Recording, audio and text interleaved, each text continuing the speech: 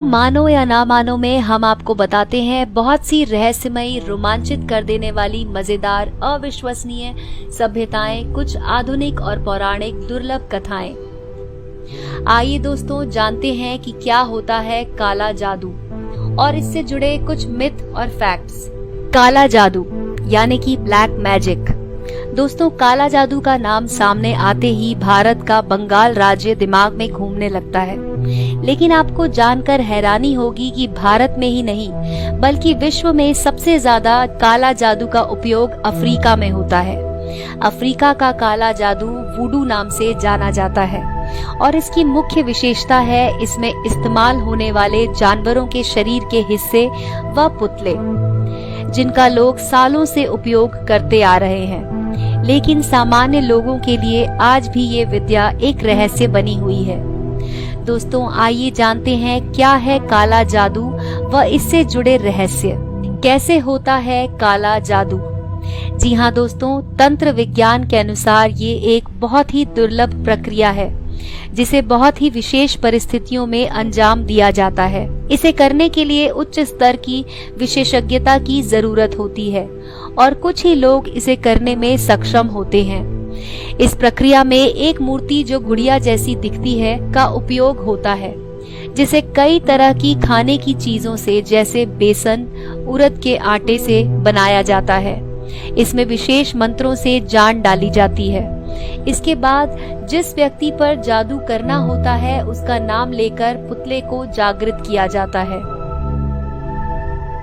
Africa में काला जादू को कहा जाता है वुडू। जी हाँ दोस्तों, ऐसी मान्यता है कि 1847 में एर्जुली डेंटर नाम की वुडू देवी एक पेड़ पर अवतरित हुई थी। उसे सुंदरता और प्यार की देवी माना जाता था। यहाँ उसने कई लोगों की बीमारियां और परेशानियां अपने जादू से दूर कर दी। एक कैथोलिक पादरी को ये सब पसंद नहीं आया। उसने इसे ईश निंदा करार देकर उस पेड़ के तने को काट डालने का आदेश दिया। इसके बाद में स्थानीय लोगों ने यहाँ देवी की मूर्ति बनाई और पूजा करने लगे। किया जाता है जानवरों के अंगों का उपयोग। दोस्तों, वुडू में मुख्य तौर पर जानवरों के अंगों का इस्तेमाल किया जाता है। इसमें जानवरों के अंगों से समस्या के समाधान का दावा किया जाता है। इस जादू से पूर्वजों की आत्मा किसी शरीर में बुलाकर भी अपना काम करवा सकते हैं। इसके अलावा दूर बैठे इंसान के रोग व परेशानी के इलाज के लिए पुतले का भी उपयोग किया जाता है। वुडू जानने वालों का मानना है कि इस धरती पर मौजूद हर जीव शक्ति से परिपूर्ण है, इसीलिए उनकी ऊर्जा का उपयोग करके बीमारियों को ठीक किया जा सकता है। वुडू में जानवरों का इस्तेमाल किया जाता है, जैसे कि बंदर, मगरमच्छ, बकरी, ऊंट, लंगूर, छिपकली आदि के अंग उपयोग में लाए जाते हैं। काला जादू क्या होता है? जानकारों का मानना है कि ये जादू और कुछ नहीं, बस एक बंच ऑफ एनर्जी है जो एक स्थान से दूसरे स्थान तक भेजा जाता है, या यूं कहें कि एक इंसान के द्वारा दूसरे इंसान पर भेजा जाता है। इसे law of conservation of energy से समझा जा सकता है, जिसके अनुसार एनर्जी में be transformed from one form to another but it can not be created और डिस्ट्रॉयड।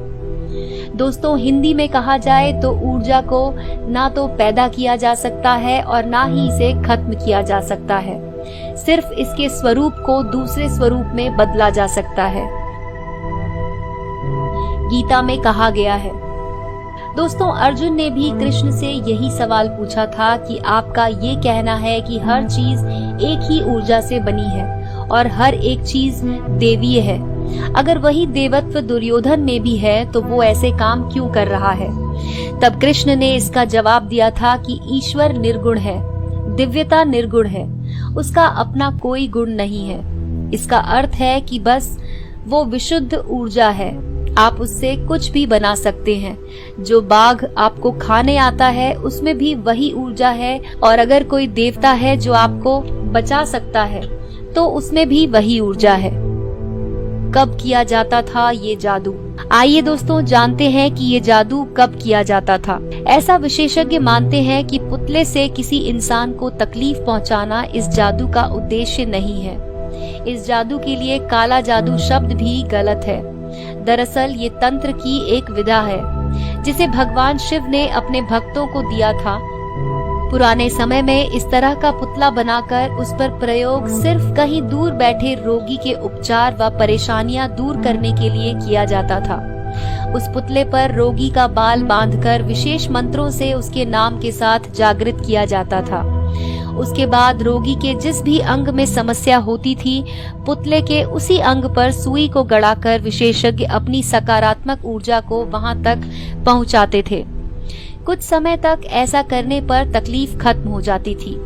और दोस्तों, यही कारण है कि इसे रेकी और एक्यूप्रेशर का मिश्रण भी कहा जाता है, जिसमें अपनी आध्यात्मिक ऊर्जा की सहायता से किसी को जीवन दिया जा सकता है।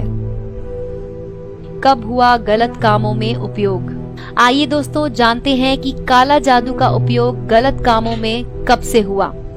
कुछ स्वार्थी लोगों ने इस प्राचीन विद्या को समाज के सामने गलत रूप में स्थापित किया। तभी से इसे काला जादू नाम दिया जाने लगा। दरअसल उन्होंने अपनी ऊर्जा का उपयोग समाज को नुकसान पहुंचाने के लिए किया। दोस्तों, हम अपने इस वीडियो में आपको ये सारी जानकारी एक रोचक तथ्य के तौर पर बता रहे हैं। हम